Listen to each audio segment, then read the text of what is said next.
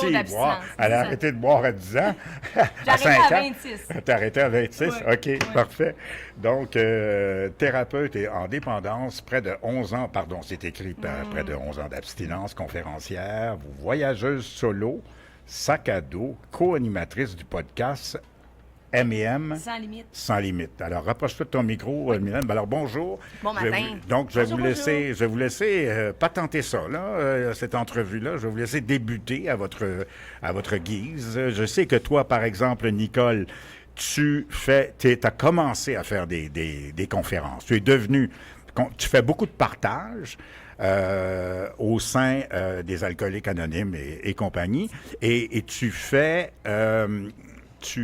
des conférences maintenant. Tu es conférencière. C'est ça, j'ai pris une formation l'année dernière pour parfaire un peu finalement la conférence que je donne finalement dans les fraternités anonymes depuis presque 38 ans maintenant. Tu sais.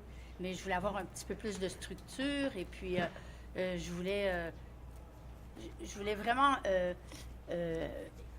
mettre le sujet plus clair, tu sais, auprès des personnes à qui je veux m'adresser. Moi, j'aimerais ça m'adresser aux personnes qui souffrent de dépendance, mais tous les types de dépendance. Tu sais, ça, on n'approche pas ça tellement. C'est pas une approche qu'on fait beaucoup dans les meetings ou dans les fraternités anonymes. Puis moi, j'aimerais ça adresser le message à une grande partie de la population qui souffre de plusieurs types de dépendance qui ne sont pas nécessairement identifiés ou identifiables facilement. Alors, des gens, oui, tu l'as bien dit, alors toutes sortes de dépendances et essayer de rectifier, corriger en faisant des conférences leur comportement ou leur vue de vie et les sortir du marasme dans lequel ils sont. Bien, on les sort pas vraiment, Mais on peut leur donner montrer la le main. chemin. Oui, leur montrer Les le chemin, guider. c'est ça. C'est ça. Mieux dit. C'est leur montrer le chemin, les guider et surtout la chose principale, leur dire qu'il y a de l'espoir. Parce que pour avoir connu le désespoir de la dépendance, pour avoir connu l'incapacité de continuer à consommer puis l'incapacité d'arrêter de consommer, ben je sais, j'ai une référence sur le désert intérieur, la solitude qu'on vit. C'est pour dire à ces gens-là, écoute, il y a des solutions. Il n'y a pas une solution, il y a des solutions. Il y a plusieurs types de solutions, il y a plusieurs types de démarches à faire. Il n'y a pas juste les fraternités anonymes, il y a autre chose aussi qui existe. Mais la première chose, c'est identifier qu'on a un problème de dépendance. Alors moi, je veux m'adresser à vraiment toutes les personnes qui croient avoir un problème de dépendance. Qui se sentent seuls présentement puis qui ne savent pas des fois qu'est-ce qu'ils vivent. Exactement. Des fois, on ne sait pas qu'est-ce qu'on vit. C'est ça. C'est quoi le processus? Est-ce que c'est la personne qui dit « OK, j'en ai assez » ou c'est quelqu'un d'autre qui, lui... Parce que se faire dire que tu es dépendant, c'est pas la même réaction que de dire « Je suis dépendant ». Le processus, c'est la plupart du temps, la personne, on est les dernières à s'en rendre compte. Oui. Tu sais, parce que... Mais c'est ça, Malheureusement. La question de Paul est judicieuse. Elle est très pertinente. Elle est très pertinente parce que c'est ça, de réaliser que le désir profond de changer et que tu De réalises. vouloir changer. Souvent, les personnes de l'entourage de la personne qui souffre d'une dépendance, les personnes vont, par amour, par affection ou par crainte aussi, là, de dilapidation de la fortune, les personnes autour vont aviser la personne qui semble y avoir un problème de comportement, un problème d'abus de substance ou autre, mais la personne refuse. Mais ça fait quand même son chemin. Moi, il y a des personnes qui m'ont avisé. Ça a pris quand même, le chemin a pris un an et demi à se faire, à réaliser que finalement, j'avais développé un problème de dépendance. Tu étais rendu loin dans la dépendance ou est-ce que tu as eu un bas-fond? Oui, d'après moi, j'étais rendue aux limites de la consommation. Tu sais, que si j'avais continué plus longtemps, je pense que j'y aurais laissé ma peau, là, tu sais. Mais on peut arrêter avant ça. On n'est pas obligé de se rendre aux dernières limites. Ouais. De la dépendance. On n'est pas obligé de se rendre à la perte totale de toute dignité. De toute dignité. Et puis de toute possession matérielle aussi. On peut arrêter avant. Mylène, alors toi, fais-nous une introduction comme Nicole vient de le faire. J'aimerais ça t'entendre. Mais si on parle d'abstinence, moi, ça fait... C'est ça, j'avais 26 ans, là, tu sais, quand que j'ai décidé d'arrêter de consommer. Moi, je suis arrivée dans un état assez agité. Agité? Agité. J'avais un problème. Je l'ai su pour la première fois. J'avais 16 ans que j'avais un problème. La première fois que je me suis dit, ouais, peut-être qu'il faudrait que j'arrête de consommer. Mais ça n'a pas fonctionné à ce moment-là. Puis, à un moment donné, c'est comme si les substances arrivaient puis j'avais plus le contrôle. Tu sais, tout à l'extérieur de moi, tout semblait bien aller. Tu sais, j'avais le matériel, j'avais un travail encore, mes amis, ma famille me parlaient encore, j'avais de l'argent, tout était là. Mais c'est comme si à l'intérieur de moi, j'avais un désir de mourir. Moi, c'est de même que je suis arrivée, puis j'avais 26 ans. Mais Mylène, elle n'a pas envie de mourir, là. J'ai envie de vivre, tu sais. Mais à ce moment-là, c'est comme si chaque fois que je me dis que je vais boire juste un verre, à soir, je vais boire juste un verre, ça fonctionne pas. Ça fonctionne jamais. Puis je comprends pas parce que j'ai une volonté dans la vie, je peux faire ce que je veux, j'ai accompli plein de choses, je vais à l'université, j'ai des projets, j'ai des idées. Mais c'est comme si avec ça, ça marche pas. Je suis pas capable. Dans vos deux interventions tout à l'heure, j'ai entendu le mot budget. Est-ce que c'est, j'imagine qu'il doit être important, le budget pour la consommation, pour la personne qui consomme? Oui, bien, c'est sûr que... Mais sans qu'ils s'en ouais. aperçoivent, sans qu'ils s'en rendent compte C'est nécessairement, parce que j'imagine que quand tu consommes, tu n'as pas idée nécessairement du budget que tu dépenses. Non, c'est ça. Au début, tu l'as, mais à un moment donné, quand la dépendance s'installe et qu'il faut que tu consommes, bien, tu trouves les moyens pour... Parce que ça devient une priorité. Absolument. Et puis, c'est là qu'on commence à mettre nos valeurs profondes de côté et faire des choses et s'en aller complètement en dehors de ce qu'on est vraiment. Et c'est là qu'on se perd. Puis, tu sais, ça fait quand même 38 ans là, que je chemine avec des gens qui ont des problèmes de dépendance. Et puis, c'est un pattern récurrent. C'est la même chose pour tout le monde. Tu sais. On délaisse nos valeurs profondes. On délaisse qui on est vraiment pour consommer. Tu sais, puis, on le trouve, le budget. Écoute, moi, pour avoir fréquenté beaucoup les fraternités anonymes, je peux te dire qu'il y a des gens assez allumés dans ces fraternités-là. C'est des survivants. C'est des gens qui ont dû trouver l'argent qu'il fallait pour consommer. Ça dépend des substances aussi. On est très débrouillards, tu sais. C'est vrai, là, tu parles de ça, puis ça m'amène aux préjugés que des fois on peut avoir hein, dans justement des groupes comme ça, où, puis au fond, ben, c'est tous des gens comme nous, ici, avec plein de belles valeurs, puis finalement, on finit par... Tu sais, moi, le budget, c'est que je travaillais en restauration. Fait que pour moi, c'était facile, j'en avais beaucoup en peu de temps, puis ça faisait partie de ma routine. Fait que je réussissais quand même à mettre de l'argent de côté parce que j'en faisais beaucoup. Fait que c'est pas ça, moi, qui m'a... Tu sais, il y en a des fois que c'est comme, ouais, ben là, j'arrive, j'ai plus d'argent, j'ai plus rien, je suis en train de perdre ma famille, je suis en train de perdre mon travail. Moi, ça n'a pas été comme ça, c'était à l'intérieur de moi, là, tu sais. Je me levais le matin, je me regardais dans le miroir, puis je me disais, mais je suis qui, moi? Je suis qui? Qu'est-ce que je vais faire dans la vie? Comment ça que je suis pas capable? C'est comme si j'étais remplie de honte, de culpabilité. J'étais pas capable. Est-ce que la dépendance, on en vient à bout à un moment donné? Ou ça nous reste tout le temps? On est capable de vaincre notre dépendance? Si ça se guérit? Bien, Ouais, en fait, je ne peux pas dire guérir parce que est-ce que c'est considéré comme une maladie ou, tu sais... Bien, en tout cas, moi, je pense que ça se contrôle bien. Ce qui arrive, par exemple, c'est quand on a une personnalité. La dépendance n'est pas dans la bouteille, hein, elle n'est pas dans le petit sac, elle est vraiment dans la personne. Fait que la personnalité compulsive et obsessive, elle demeure. Fait que quand on arrête de consommer une substance, souvent on va aller vers une autre substance, puis on va aller vers une autre substance jusqu'à ce qu'il n'y ait plus de substance qui fasse l'affaire, qui fasse la job, de se couper de ce qu'on ressent, parce que ce qu'on ressent, c'est vraiment pas agréable. C'est pour ça qu'on Comme disent les Anglais, Nicole, dry drunk, hein, c'est ça? Dry drunk. Oui, c'est ça. Là, on a l'entraînement, les réseaux sociaux, l'Internet. Ivresse mentale. Ben oui, tout ce qui est à l'extérieur de nous. Là, moi, je l'ai échappé dans les plantes, là, je le dis tout le temps, mais... Tu l'as échappé dans les Ben plantes. oui, moi, mon comportement peut... Tu sais, dans le sens qu'on apprend à vivre avec ça. On apprend à vivre avec nous-mêmes dans nos comportements. Puis c'est pour ça que, tu sais, des fois, on me dit, ben tu continues à aller dans des groupes de soutien, tu continues à faire du développement personnel. Ben oui, parce que j'en ai besoin. J'en ai besoin parce que j'évolue dans le temps, puis on a besoin d'apprendre à vivre avec nos propres comportements. C'est là qu'on apprend à se connaître, tu sais.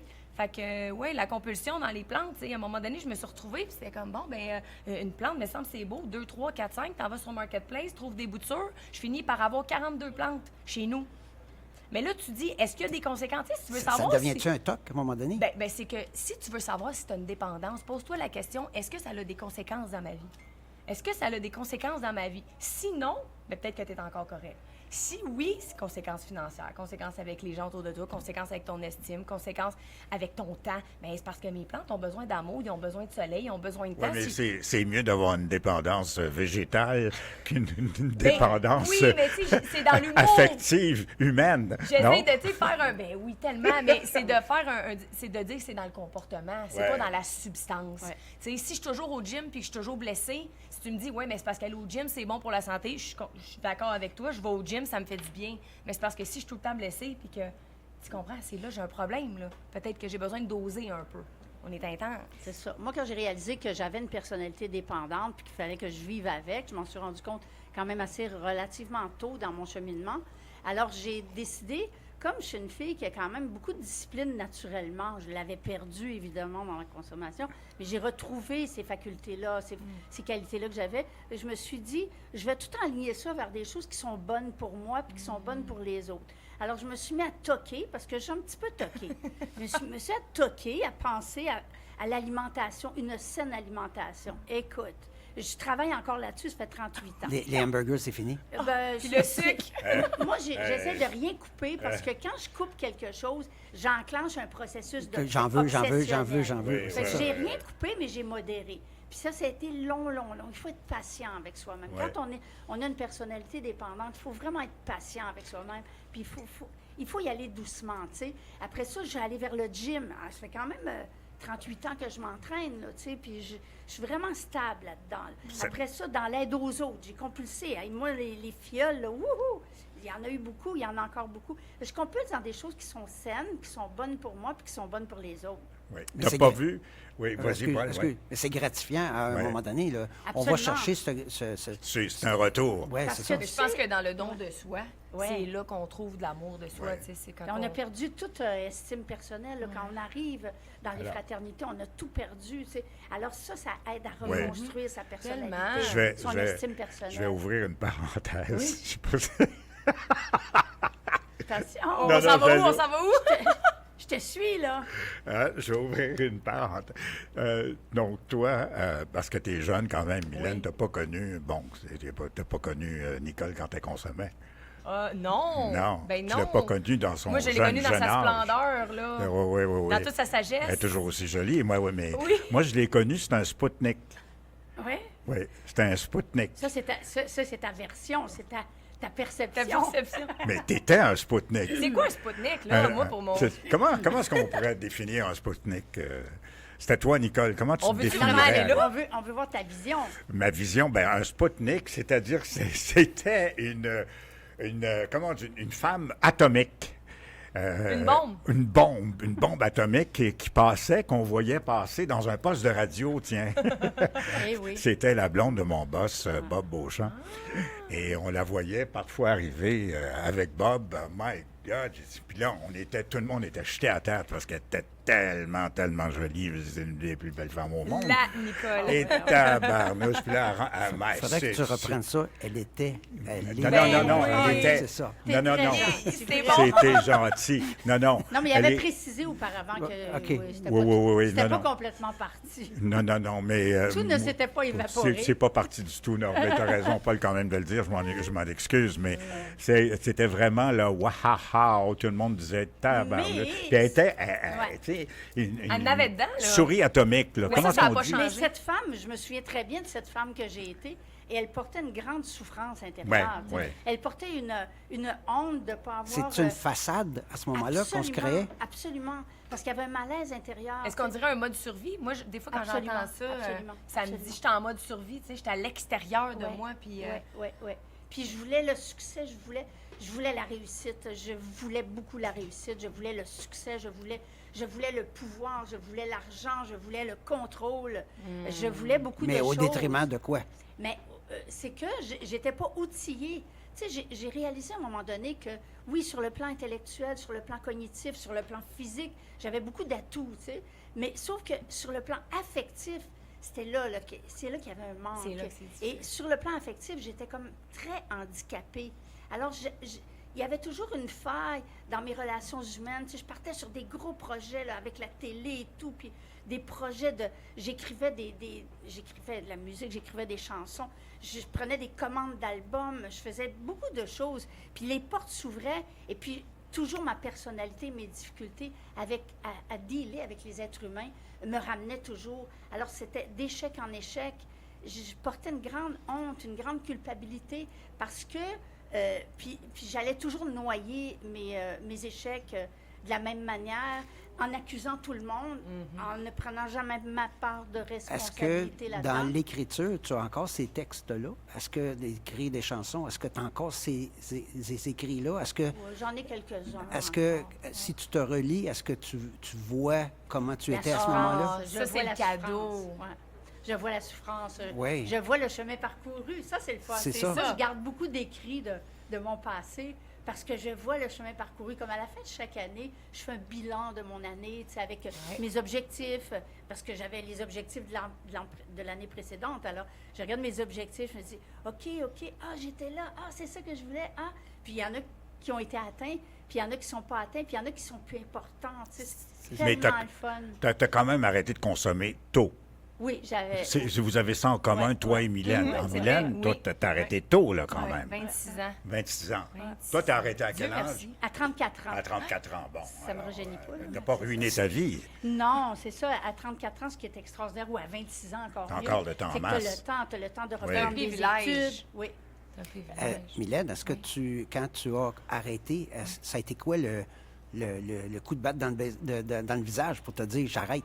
Est-ce que la prise de conscience? Je pense que c'est une accumulation de matins dans le regret, la culpabilité, Ah. la honte, l'agitation mentale de ne pas respecter. Puis moi aussi, tu sais, on parle de relations avec les autres, mais moi, mon cadeau aujourd'hui, c'est, il y a ma spiritualité, mais il y a aussi l'état de mes relations, l'état de la relation avec moi-même qui fait que elle est différente avec les autres. Tu sais, fait que moi, c'est ça, là, c'est que j'avais la honte, puis un matin, pourquoi ce matin-là, je le sais pas. C'est juste que je vis une grande honte, puis j'ai eu Moi, j'aime appeler ça des petites passes de Dieu, je vais le dire, là, tu sais, parce que j'ai eu un contact avec une personne qui... Mon frère est décédé de la consommation à l'âge de 20 ans, puis ce soir-là, la dernière fois que j'ai consommé, j'ai croisé son meilleur ami, puis il m'a dit, tu sais, il me semble que ton frère serait pas content de te voir de même, tu sais.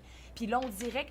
Tu sais, je l'ai pas réalisé tout de suite, mais le lendemain matin, je me suis levée, puis j'ai jamais reconsommé. Tu sais, moi, c'est là que je commence à mettre des mots sur... OK, il y a peut-être quelque chose de plus grand que moi qui m'a aidé. Puis mon frère, il a toujours été là pour moi. Puis dans mon cheminement, il m'aide, tu sais. Mais ce matin-là, ça a fait, j'ai besoin d'aide.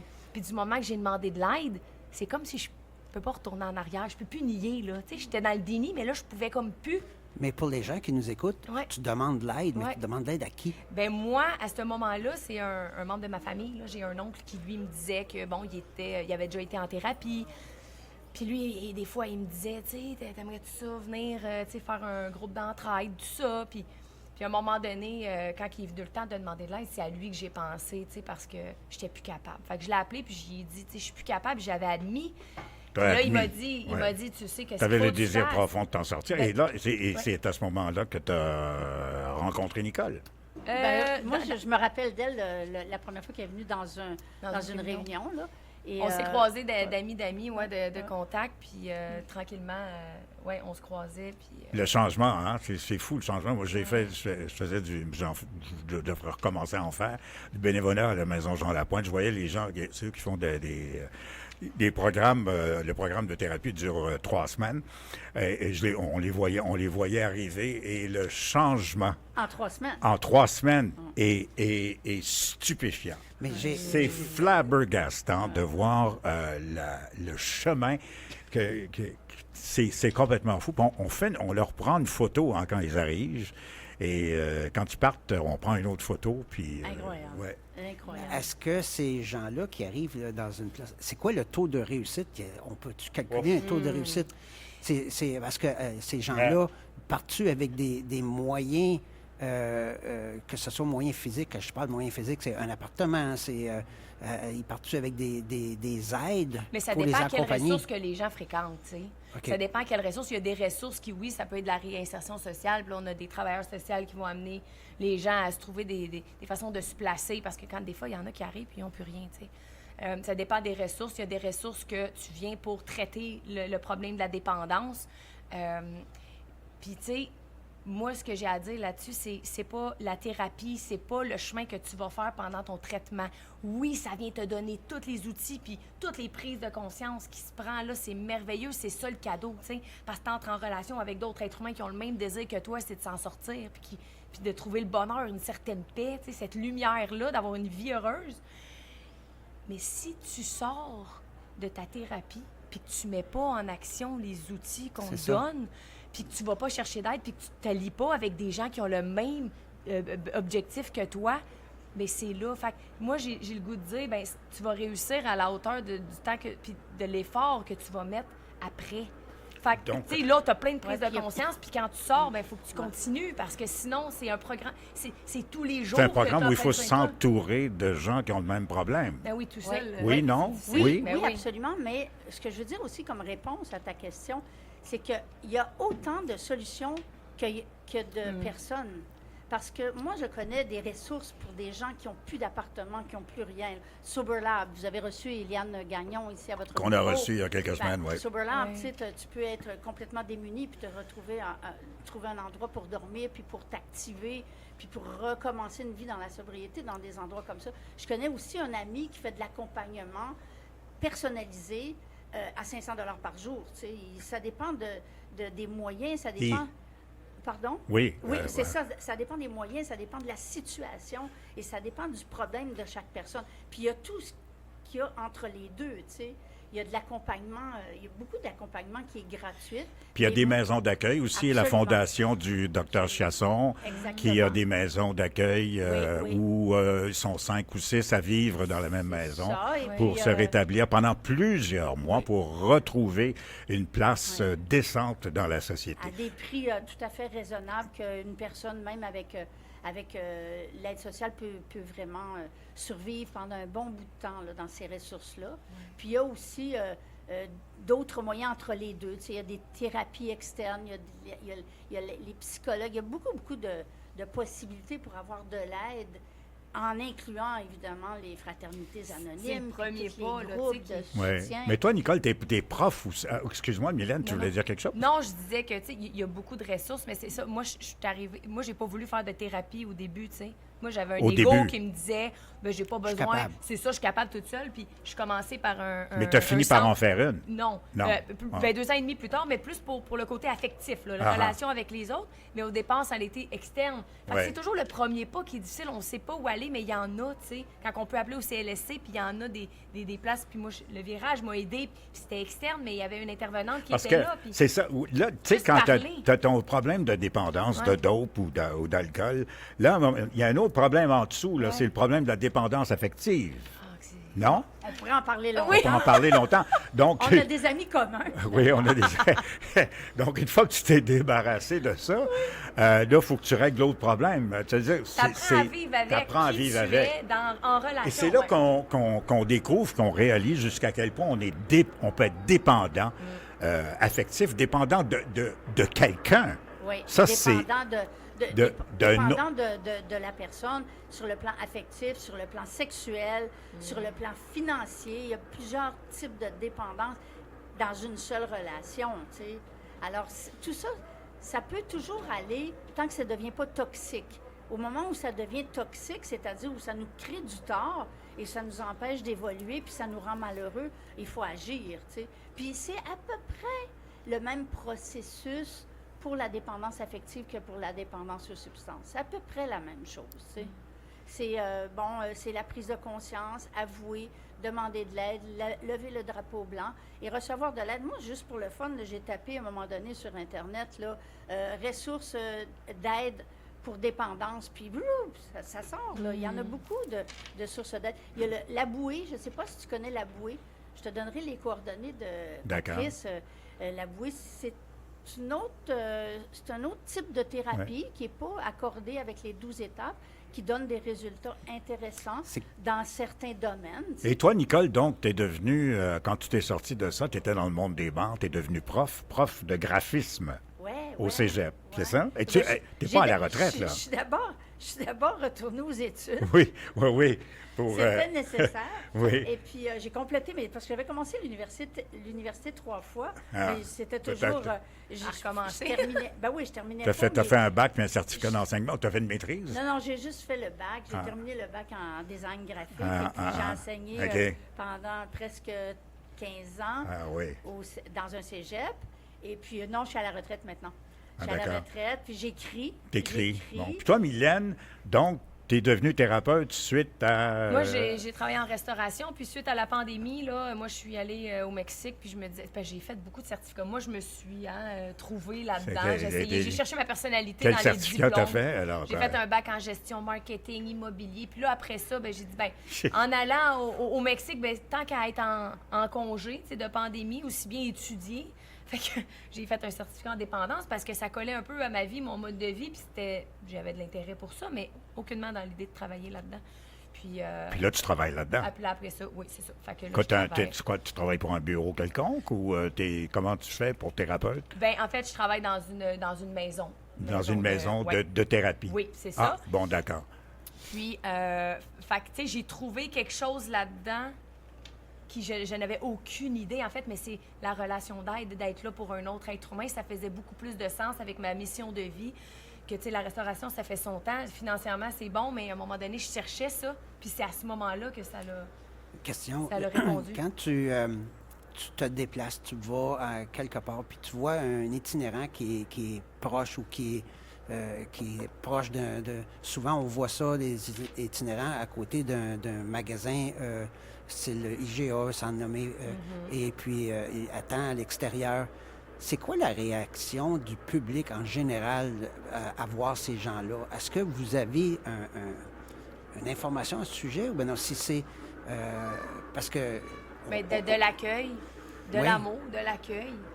Ben, Sinon, moi, quand je les- moi, Vas-y donc. moi, quand je les vois, je les salue. Oui. Oui, Je c'est les ça. considère comme un être humain Mais oui. Ouais. qui est dans la déchéance, qui est dans la souffrance, mais c'est un être humain. Puis je leur fais un vrai sourire. Bonjour. OK. Puis Vraiment, je continue vraiment... mon chemin. Les Puis là, considérer. je fais de la prière parce que je sais que moi, personnellement, ça arrive que je donne un peu d'argent aussi. Il y a des femmes qui me touchent. Tu sais. Je suis mon cœur. Quand mon cœur me dit d'en donner, j'en donne. Je sais très bien que c'est pour de la consommation, mais je veux dire, je veux que mon intention, ma prière, soit accompagnée d'un geste. Mais j'en donne pas tout le temps. Mais je fais toujours une prière. Je dis C'est à bon. l'univers, c'est pas un truc de religion du tout. Je dis à l'univers, ben prenez soin de cet être souffrant, tu sais. Oui. Parce que quand tu apprends à te connaître dans ta maladie, ben c'est comme si on peut plus juger. C'est On ça. peut plus juger parce que qu'est-ce que nous, on a fait? T'sais, on finit par, à un moment donné, dans On le est qui? processus, On est qui? établir, ben oui, on est qui? Qu'est-ce qu'on a fait? Quel comportement j'ai eu? Puis je suis qui, moi, dans mon côté le plus sombre? Tu sais, fait que quand j'arrive devant quelqu'un qui souffre, moi, je vois le mot souffrance. C'est pas vrai que tu es bien quand tu es là, puis que tu es en train de commander, puis que tu es en état d'ébriété. C'est sûr qu'il y a un problème. C'est sûr que tu as un manque d'amour. Fait que c'est de donner de l'amour, d'être dans l'accueil, puis de dire, ben moi, je vais. Puis le mot prier, c'est ça, c'est envoyer de l'amour, puis dire, ben je souhaite que cette personne-là aille mieux, tu sais. Oui. C'est comme. Puis Mais avoir- toi, c'est ta job. avoir du respect aussi Oui. pour ces Ben gens-là, oui. parce que Toi- c'est Ben oui. des êtres humains aussi. Ben là. oui. Mais toi, c'est ta job de voir, en fait, ce que tu fais, c'est d'accueillir dans ton travail des gens défaits de la vie. Des gens qui veulent avoir de l'aide. de les reconstruire pour qu'ils puissent fonctionner de façon... Moi, je suis un canal pour les aider. un canal, Puis voilà. eux, ben, ils prennent les outils qu'ils veulent à travers ce qu'on offre.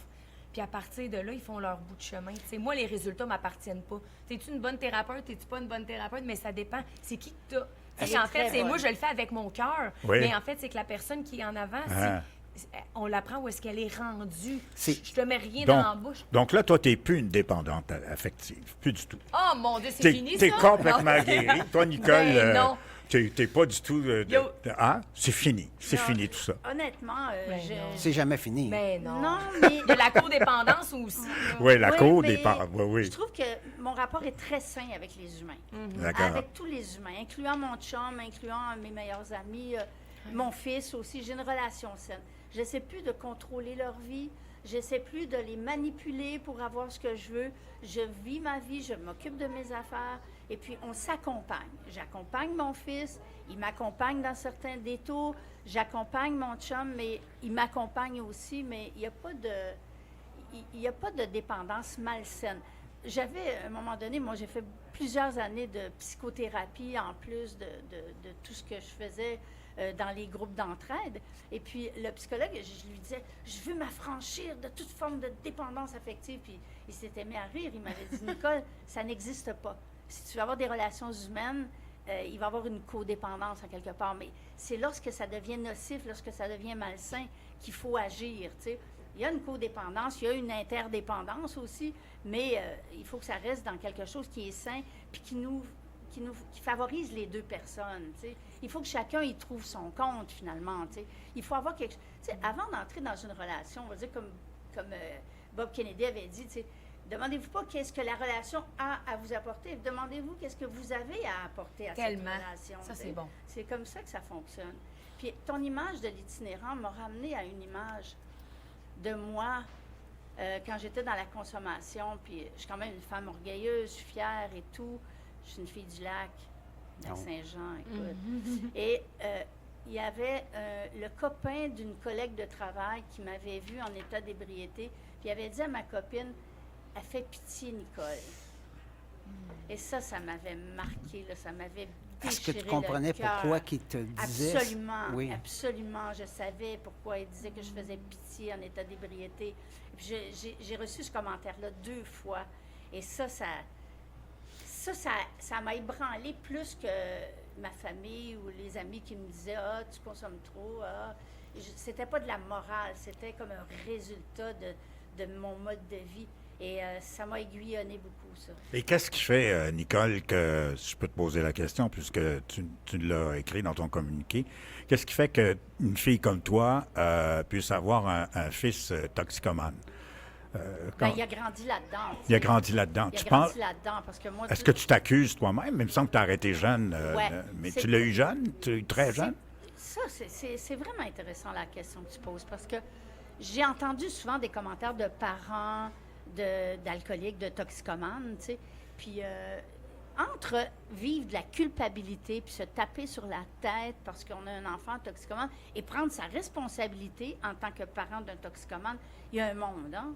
Moi, je ne me sens pas coupable de ça. J'ai du regret, par contre. J'aurais tellement aimé donner à ce fils prodigieux, qui est vraiment un être surdoué, j'aurais aimé qu'il ait tout ce dont il avait besoin pour s'épanouir complètement. C'est pas ça qu'il y a eu. J'en suis désolée. Par contre, depuis 37 ans et 10 mois, parce que dans 2 mois, j'aurai 38 ans de sobriété. Puis ton fils a quel âge, hein? Mon fils a 50 ans. Ah, et durant Dieu. toutes ces années-là, j'ai été la mère que je voulais être.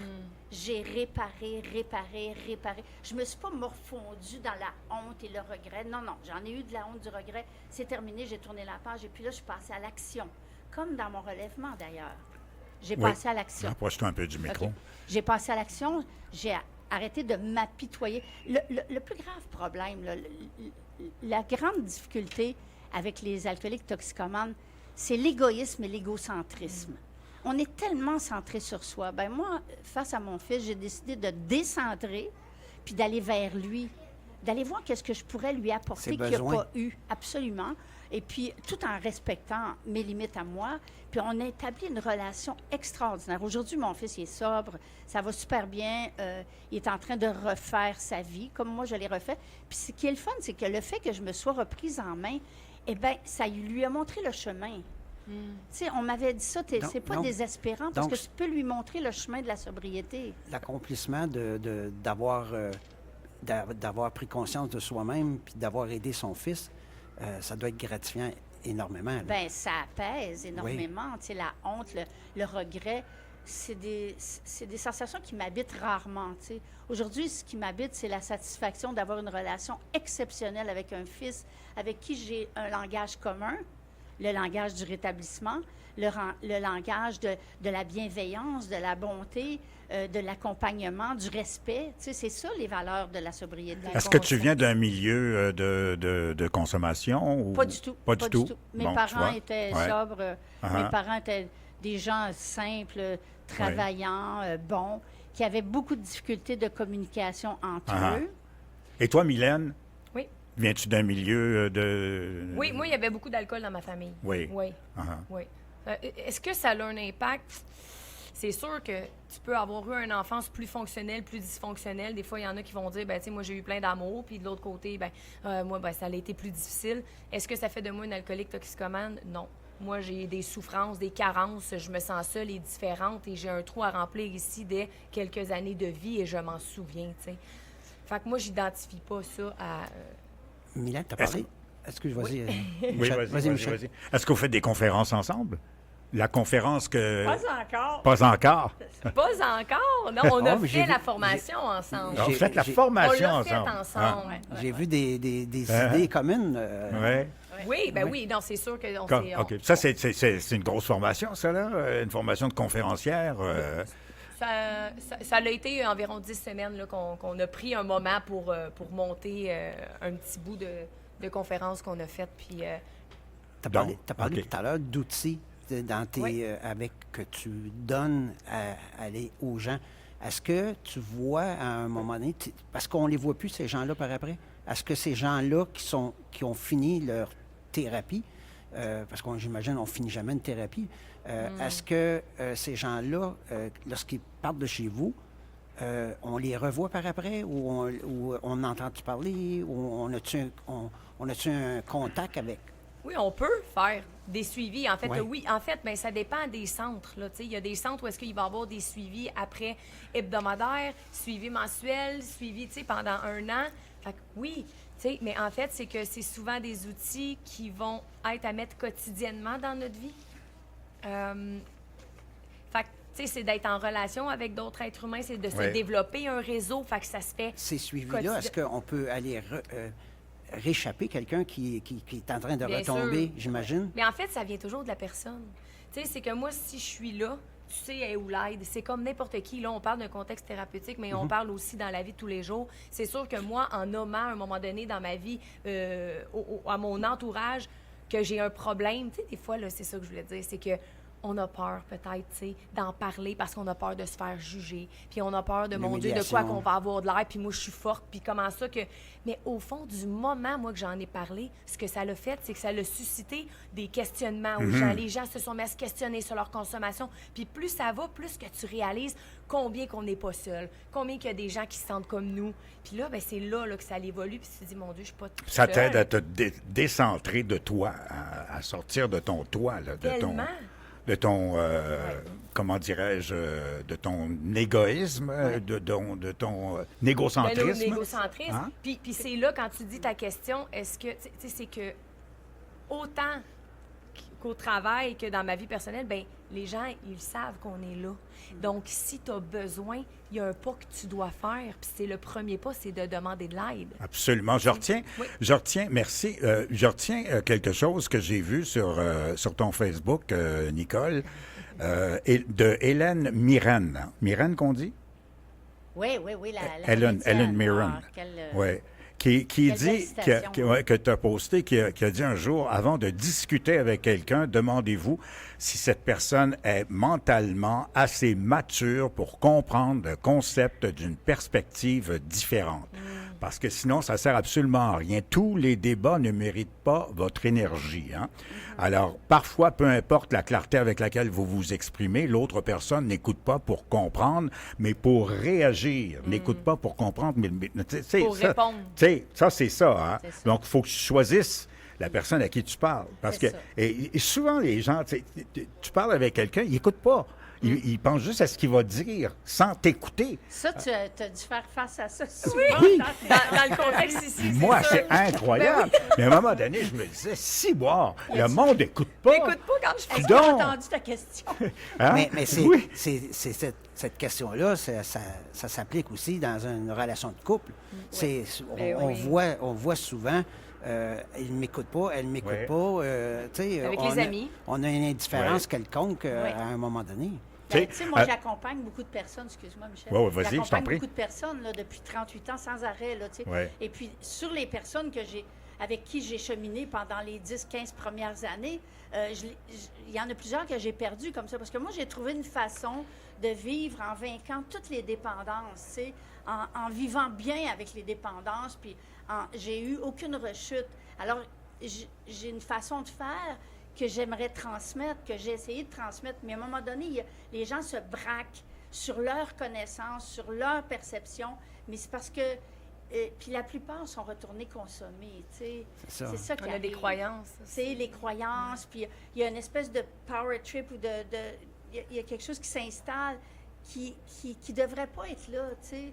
C'est que nous autres, on le sait, avec toute la bonne volonté du monde, on veut juste partager notre expérience d'avoir réussi à faire toutes ces années-là, à passer à travers des mortalités, des deuils, des ruptures, des choses très difficiles, la perte d'un frère, d'une sœur, tu sais, la naissance, le mariage, le divorce. On a passé à travers tout ça là, en 38 ans sans consommer. C'est ça l'affaire. Tu sais. C'est ça que je veux transmettre. Mais c'est ça, le braquage, puis la fermeture d'esprit fait qu'à un moment donné, je me rends compte que je parle avec un mur et puis je me tasse. C'est arrivé pas plus tard que la semaine passée. Puis tu sais, ce que je veux dire par rapport à ça, c'est que moi, j'ai beaucoup de compréhension parce que quand que je consommais, c'est... Tu sais, tantôt, on disait, c'était quoi qui te déclenchait? Ben moi, j'avais des petites idées, des comportements que je me voyais aller, puis je me disais, hey, j'écoute pas quand il parle. J'écoute pas. Dans le fond, mon histoire est toujours plus intéressante. T'étais capable intéressante. de réaliser ces petites affaires-là? Oui, puis là, je me disais, mon Dieu, moi, tu sais, quand je consommais, je parlais fort, puis mon histoire était bien plus intéressante que la tienne. Puis, tu sais, c'était comme, j'avais du fun, mais au fond, j'étais pas à l'écoute de l'autre. Puis, avec le rétablissement, tu sais, quand on dit, on travaille sur nous, puis, tu continues à cheminer. Ben oui, parce que j'ai à continuer à faire ça. J'ai appris à écouter pour de vrai l'autre personne. Mais ça, c'est un cadeau. Ça, Quand on parle de cadeau, ouais, là, ouais, c'est comme être c'est disposé pour un autre être humain. c'est la base. Hein. Ben oui. C'est vraiment écouter. L'orgueil, l'égocentrisme, l'égoïsme, c'est ça les grands défauts de la Puis plupart des dépendants. Quand tu rentres en thérapie, quand tu commences à amorcer ce cheminement-là, il y a une chose qu'on peut dire, c'est écoute puis ferme ta gueule. Ouais. Ah, Au ouais, début. ouais. Non? Ouais. Ferme. Écoute, Fais juste écouter là, pour commencer, ça va être correct. mais ce que Arrête de consommer, puis écoute. Ben moi, j'ai pas pu, là, tu sais, durant la thérapie, parce que moi aussi, je suis allée en thérapie en 87. Et j'avais toujours la main dans les airs, j'avais toujours une question à poser, j'avais toujours quelque chose à ajouter. Essayer de comprendre. Ah oui, mais c'était plus pour ajouter puis montrer aux autres comment j'étais brillante, là, tu sais, c'était ça. Mais quand tu dis, Michel, écoute puis ferme ta gueule, justement, en thérapie, j'imagine, il doit y avoir en groupe, il doit y avoir une espèce de respect. C'est toi qui parles, moi je me tais. Ou ben non, s'il y a des confrontations dans ces groupes-là. Moi, je trouve qu'en groupe, c'est ça qui fait le gros du travail. Le bon du travail. C'est tellement bénéfique, là, tu sais, une thérapie de groupe, là. Moi, je vois beaucoup de Mais tu sais, moi, travail qui se fait thérapie, entre eux. Thérapie de groupe, moi j'en ai fait des thérapies de groupe et au début, puis je suis dans les communications, je suis un gars de radio, là. Parler de moi, jamais. En groupe, parler de moi. On n'est pas habitué, ben non. Même, je me suis rendu compte que moi, parler de moi, je trouve pas ça intéressant. Tu comprends-tu? Parler de moi, pourquoi? Alors j'étais comme... Les autres étaient vraiment meilleurs, sont encore vraiment meilleurs Plus que moi intéressant. pour parler. J'entends des partages, des fois, des gens parler leur cheminement pendant une demi-heure. Je dis, je serais jamais capable de faire ça en parlant de moi. En parlant d'un événement, en présentant quelque chose, je vais être capable d'être bon en Moses puisqu'on m'engage encore. Mais parler de moi, je suis pas très bon. Tu comprends-tu? C'est difficile Mais de... ça, c'est une déformation professionnelle dans ton cas, là. Tu penses? Oui. Mais que j'ai un blocage par rapport à moi-même? Non, à pas parler de moi? Pas nécessairement, mais tu sais, tu t'en vas dans ce sillon-là, il est tracé creux. Il est tracé depuis tellement d'années. Tu sais. T'as quand même pas 20 ans, là, Michel. Ça fait longtemps que tu fais ça, tu sais, que tu envoies toujours la balle à l'autre et puis que tu envoies le miroir sur l'autre et tout. Fait qu'il y a une déformation là-dedans. Je pense que c'est à force de le faire. Oui. C'est à force de le faire. À force de parler de moi, ben, je finis par m'accueillir, je finis par avoir moins honte de dire ce que je vais dire, je finis par... C'est un processus. Moi, ça l'a pris du temps parce que, comme toi, j'étais pas capable de parler de moi, là. Est-ce que c'est de l'estime à un moment donné qu'on n'a plus? Ben c'est sûr, 100%. Moi, j'avais pas d'estime, là. Puis, des fois, il y a des moments dans ma vie, c'est pas comme ça, là. Il y a des moments, tu dis, oh, là, il me semble que j'ai un beau, ça va bien, puis là, oh my God, je suis dans une pause qu'on dirait que j'ai pas confiance, que je doute, je me sens plus imposteur, que j'ai comme, oh, je me regarde, puis là, je me dis, voyons, je suis un peu perdue. On est des humains, là, il n'y a rien qui est acquis, là, en fait. Mais moi, c'est pas de la sous-estimation. Moi, je trouve ça plus intéressant. Je suis toujours avec moi-même. Je veux dire, je suis toujours bien bon. J'aime ça, entendre que je suis curieux. C'est ça. J'aime ça, Oui, entendre mais quelqu'un. ça prend quand même une certaine humilité pour se dévoiler, là, tu sais. Ça Humilité. prend une certaine humilité puis un certain courage aussi. Parce que quand on parle de soi, moi non plus, je me trouve pas intéressante. Je la trouve super plate, mon histoire, moi. Puis je suis obligée de la raconter encore. Oui, mais tu la Mais racontes pour bien quand l'autre. même. Oui. Tu sais, je la raconte parce que je sais que à travers cette vie plate-là, il y a quelqu'un qui va se reconnaître, qui va s'identifier, quelqu'un qui se sent comme moi, je me suis sentie, puis qui va vouloir faire un petit bout de chemin avec moi, tu sais. Mais c'est pas facile, c'est pas facile. Je trouve ça encore difficile, moi, d'aller parler de moi, d'aller... Tu sais, des fois, là, j'ai l'impression de me mettre à nu, tu sais, puis c'est presque physique, là, tu sais. J'ai l'impression qu'on me regarde, qu'on me juge, C'est de la vulnérabilité. Oui, la vulnérabilité, c'est en plein ça, Mylène. Tu sais, c'est pas facile d'être vulnérable. Moi, j'ai jamais trouvé ça facile, mais je le fais parce que je sais que je vais grandir, que je vais évoluer là-dedans. Plus que je On me va mets te faire vulnérable. pratiquer, Oui, c'est ça. Michel. On va te faire pratiquer, Michel. Est-ce que, justement, c'est un... Je vais te recevoir la semaine prochaine. À ton cabinet. On va, Non, ici. au Ah. micro. Ah oui, d'accord. on va changer de chaise.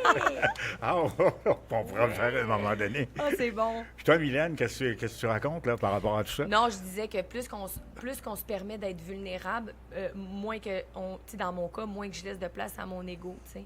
Parce que Mylène qui veut pas déplaire, Mylène qui veut être parfaite, Mylène qui a bâti sur ça, ces comportements de survie-là, puis j'apprends encore à le faire à travers des situations, des fois que, oh my God, tu sais, j'ai le goût de... Tu sais, c'est comme si c'est difficile de montrer la vulnérabilité, mais j'ai toujours des bons outils, des bonnes personnes autour de moi, puis je finis par le dire T'as une bonne écoute. à un autre être humain. Ben là, j'essaie de m'écouter moi aussi, tu sais, puis de faire comme qu'est-ce qui se passe. Ah là, c'est comme mon ego, j'ai pas envie d'aller là, mais au fond, plus je me mets vulnérable, plus que j'évolue, plus que je m'accepte comme que je suis. C'est-tu plus facile se confier à ce moment-là à quelqu'un qui t'écoute, puis qui te... Pas nécessairement dire « je te comprends », puis après ça, fait d'autres choses, mais qui t'écoute, mais qui embarque avec toi, puis tu vois qu'il y a un intérêt à ton bien-être à toi-même. On doit tellement choisir les gens à qui on se confie. Tu sais, moi, je confie pas ma vie puis mes états d'âme à tout le monde. J'ai des gens que je choisis. Tu sais. Nicole fait partie sur mon chemin de ces personnes-là. Mais tu sais, tu peux pas aller n'importe où comme ça. C'est qu'on finit par développer des relations de confiance. Puis à un moment donné, on écoute notre intuition puis on développe une relation. Tu sais, moi, avant, j'avais pas ces relations-là. Quand tu consommes, quand tu es dans un mode de vie, tu choisis des gens avec qui tu as ce Ben mode oui, de vie-là. ben Tu oui. développes pas des vraies relations Ouais. profondes. là. Moi, j'ai Mais- vécu un moment difficile, un moment donné. Mais c'était pas si difficile. Mais c'était un moment où j'avais vraiment des choix à faire. Puis, tu sais, j'avais du gros questionnement. Puis j'envoie ça à Mylène, tu sais, puis elle me renvoie une ou deux questions qui répondent. Les réponses à ces questions-là me donnent absolument l'éclairage dont j'avais besoin. C'est ça. C'est comme si c'est une série de miroirs qu'on se renvoie avec Oui, beaucoup de très bienveillance. bien bienveillance. dit. Avec Une beaucoup de série de miroirs qu'on se renvoie. Avec beaucoup de bienveillance. Alors, c'est un travail de groupe. Oui. Puis, je prends pas juste qu'est-ce que Mylène va me renvoyer une facette.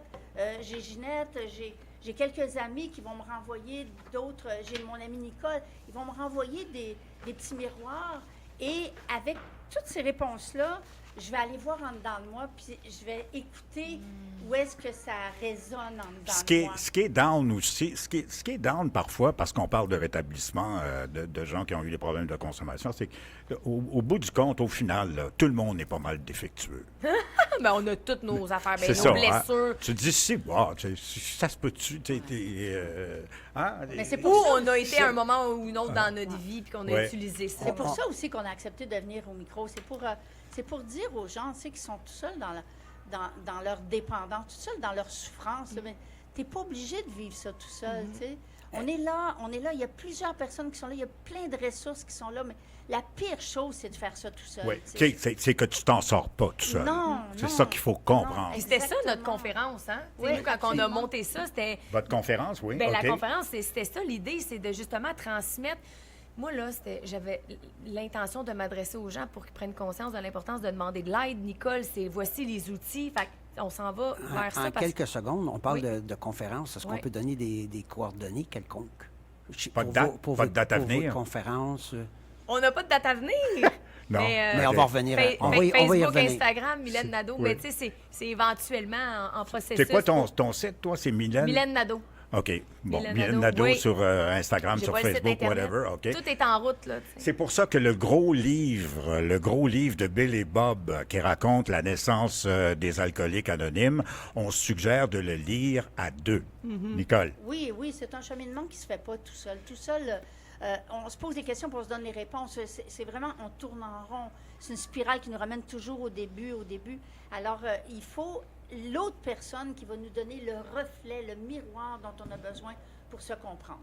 Mesdames, merci Merci. beaucoup. Ça a été une thérapie pour nous, en tout cas. Je ne sais pas Ah pour oui? toi, Michel, Ben, mais pour nous, ça a été une thérapie. C'est Un petit vraiment- matin d'espoir. Oui. Merci beaucoup. Mylène Merci et de Nicole, votre- merci. Ça me fait venue. plaisir, Il y a merci. Diane Lafrance qui s'en vient. Mario, le beau, il a fait un Mario Lirette à 13h aussi. Paul, merci beaucoup, Ça mon me fait beau plaisir. Paul. Je te dirai pas ce qu'il écoute la nuit. Hein? Qu'est-ce que tu écoutes? T'en rappelles-tu? On veut Il écoute savoir. Une espèce de musique punk. En fait, il écoute la musique Pour m'endormir. du groupe qui a fait comment- la mi-temps. la mi-temps de la Coupe de Ah, football. ouais. Comment ça s'appelle? donc? Chainsmokers? Hein? C'est-tu les Chainsmokers? C'est qui? Non, qui- non, c'est pas les Chainsmokers. Ceux qui ont fait la mi-temps là, Mais pour c'est- les derniers matchs de la Coupe.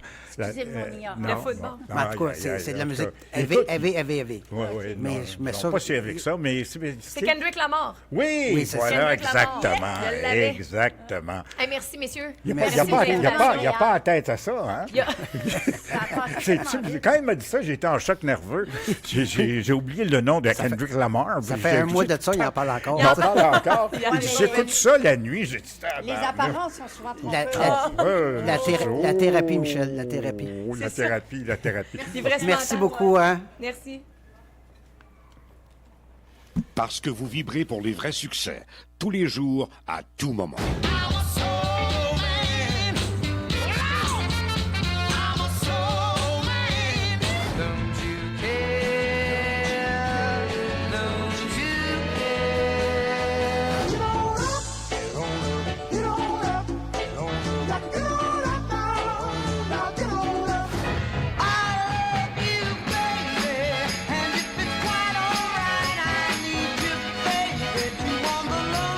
Toute la musique d'une époque inoubliable. Vous avez un commentaire sur une question d'actualité? Écrivez-nous à radio@cnv.